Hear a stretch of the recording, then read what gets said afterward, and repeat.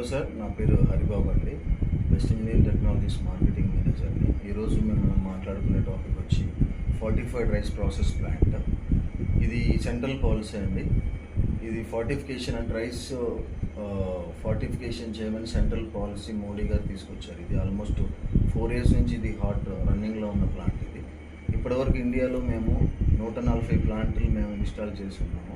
ఇది ఎంటర్ప్రీనర్స్ కానీ rice millers కానీ ఈ ప్లాంట్ పెట్టుకోవచ్చు అండి. అరౌండ్ 50 lakhs నుంచి మనకి 4 crore వరకు బేస్డ్ ఆన్ కెపాసిటీ ఈ ప్లాంట్ ఉంది.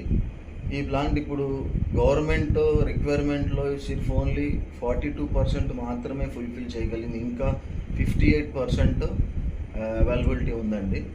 ఈ ప్లాంట్లో ఉన్న ఒక గొప్ప విషయం ఏంటంటే, ఇదే ప్లాంట్లో మీరు డిఫరెంట్ ప్రోడక్ట్స్ ఎఫ్ఆర్కే కాకుండా అడిషనల్గా మీరు పఫ్ స్నాక్స్, పెట్ ఫుడ్ ఇలాంటివన్నీ చేసుకుంటూ పోవచ్చు అండి. ఇందులో వెరైటీ